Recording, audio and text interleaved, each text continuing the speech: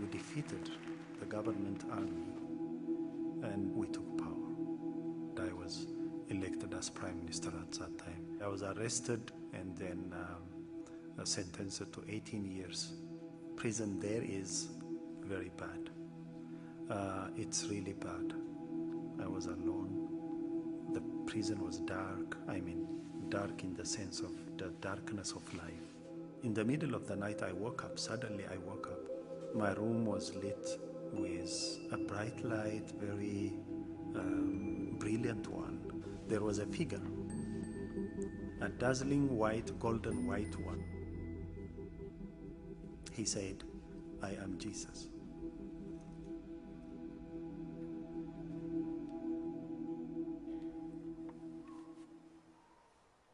Well, you're in for a treat today because we have former Prime Minister Tamrat Layne. Would you give him a hand, please? Welcome his wife. You're going to love this brother. Thank you. And his beautiful wife. Would you stand up, please? Say hello to the First Lady.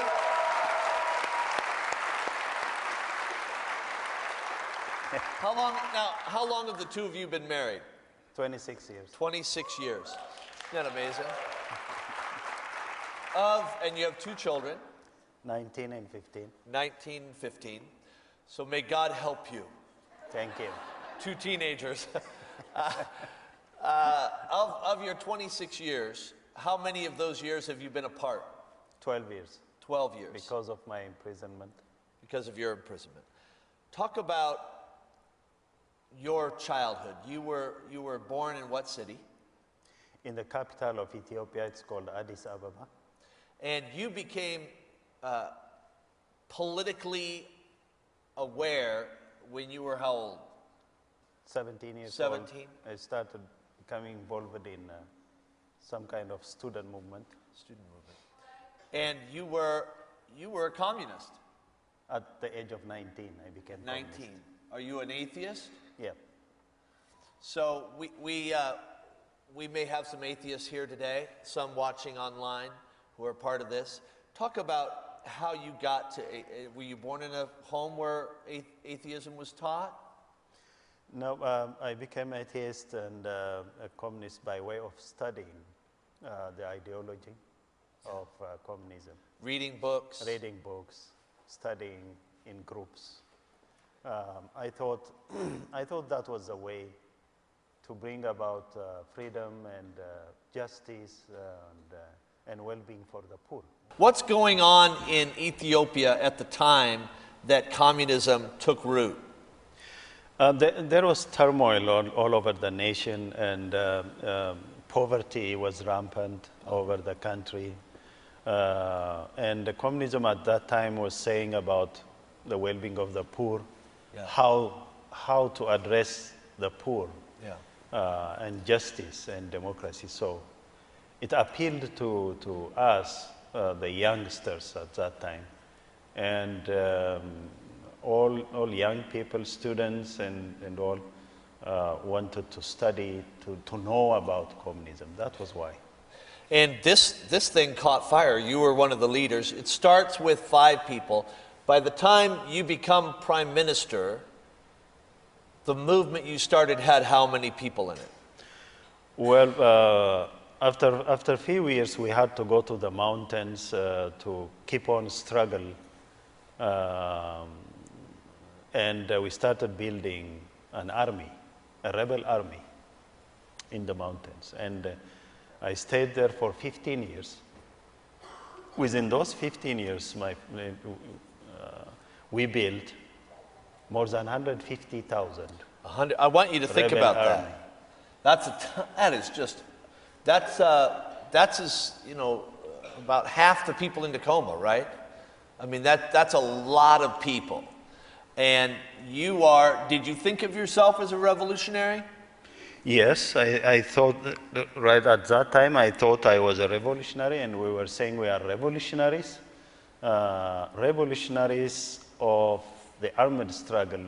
We had a slogan called, "Freedom comes out of the barrel of a gun." Freedom comes out of the barrel of a gun.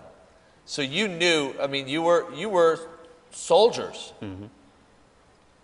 In fact, I thought it was interesting. You said last night that the only time before you prayed, you were 47 years old when you prayed your first prayer, but the only other time you were on your knees was when you were shooting. When I was shooting in the mountains, when I was fighting, Yeah. not on prayers. So you become prime minister in what year? 1991. You lead this revolt against the government. Mhm. And in 1991, we defeated the government army, and we took power. Who's we? You had a handful of friends? My friends, me and my friends together, leading about 150,000 soldiers. And army. these friends are people that you've fought with, lived with. I mean, you're close.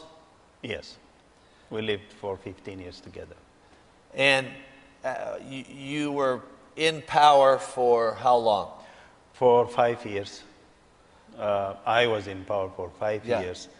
And then after the 5th year, I was thrown to jail because of some views and conflicts. Yeah.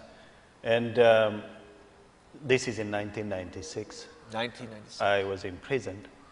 And the first year of my prison time was very, very tough, very difficult, because I couldn't accept that I was imprisoned.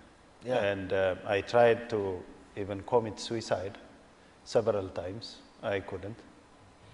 And then after the first year, I accepted that I am in prison. So I started searching for a new path, a new way, a new truth, a new life. Because I was, the past was already lost. Yeah. And by that time, I was not in communism, and I started not, trusting it. I said it's not working. Already when I was prime minister, I started saying this communism is not working, and I dropped it. And but I was still an atheist when I was in prison. And then, for 5 years of my prison time, I started searching for a new thing. Yeah. And by way of reading, I studied different religions like Hinduism, Buddhism, and finally for 2 years I studied Islam. Reading the Quran. Reading the Quran and other books from Muslim scholars. And as you're going through their texts and reading those books, do you get more desperate as time goes on? Because you say, okay, it's not in Hinduism, it's not in. Are you getting more frustrated, or just describe your heart at that point? Mixed both things, more frustrated, but also more in search. In search and questing for new things to come. And of course, I found many things from these studies, but my soul was not satisfied with all those things. Right. So I continued. And I tried by myself, by my own strength, all 5 years. And we talk a lot here, Mr. Prime Minister, about the power of invitation. That I became a Jesus person because somebody invited me to this church. And how many of you were invited by a friend? One person, look at all, okay? So we know the power of invitation. And it was one simple gesture from somebody you didn't know that exposed you to the name of Jesus. Talk about how that happened. After my 5th year of desperate search for new thing for life, I was sick and I had to go to a hospital. I was taken to a hospital as a prisoner, of course. And in the hospital, after a few days, the nurse who was treating me, she brought me and gave me a small paper, a tiny paper, a tract. And in that paper, what was written was about Jesus and his love, and the fact that he gave his life for us. And it was also written from the Gospel of John, chapter 14, verse 6, which says, I am the way, the truth, and the life. And I said, the way, the truth, and the life. And that struck my mind. Yeah. And at the end of the paper, it says, Jesus is the only one who can give you a new life. And you had been looking for That was the thing that I was looking for 5 years. And I was searching it. I was trying it by myself to get it. And now that paper says, the name called Jesus is giving you a new life. There is no one else. And I became curious enough. Not only that, but I was really immersed into this thing, thinking about it, and I was obsessed by it, and almost the whole day. And at one point, I found myself praying, my knees on the floor, and I stretched my hand, and I read that paper, and I say, okay, the one you claim to be Jesus and who claim to give a new life, if you are real, that's what I am searching for. And if that is true, then come to me and show me. This is the first prayer you've ever prayed. You Ever didn't even prayed? I didn't even know about any prayer because I didn't believe before that in any kind of supernatural force, including God, Jesus, and all that. I was an atheist, So and you- I was a hardcore atheist. Yeah. You cry out to God and say, if you're real, show up. I want you to talk about what happened that night. What happened when you began to pray that prayer? The whole day I prayed that way, almost, and in the night, after I went to bed, in the middle of the night I woke up. And when I woke up, the room is already in light, lit with light in it, and it's a beautiful kind of light, powerful but beautiful, with different colors in the light. Did you think you were dreaming? I was wide, awake, and but that was, for me, that was something different that I had no experience before that, and I sat on my bed, following what's going to happen, and right in front of me, from one corner of the wall, another light came up, just like that. Now imagine that light is within the light. A light within a light. And from the second light, a person came up and stood by in front of me. Could you see face? Could you see? It's a figure.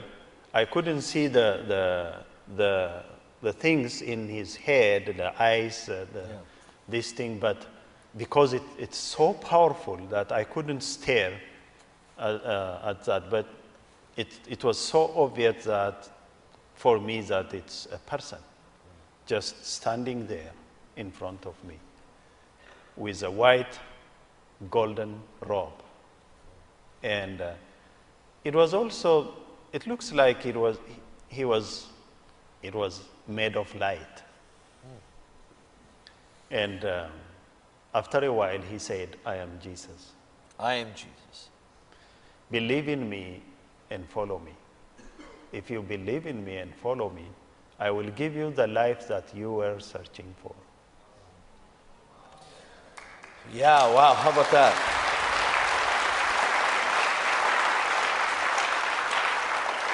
Now, some of you here, I know that there are a lot of skeptics in this community, and you were one of them. I mean, this town is full of skeptics. I was the chief of skeptics. To the point that, get this now, you didn't even believe, it's not like you followed Jesus immediately when that happened. No, I didn't. How hardcore is that, right? I didn't, and I was certain that I saw something, but I was not sure that it was real.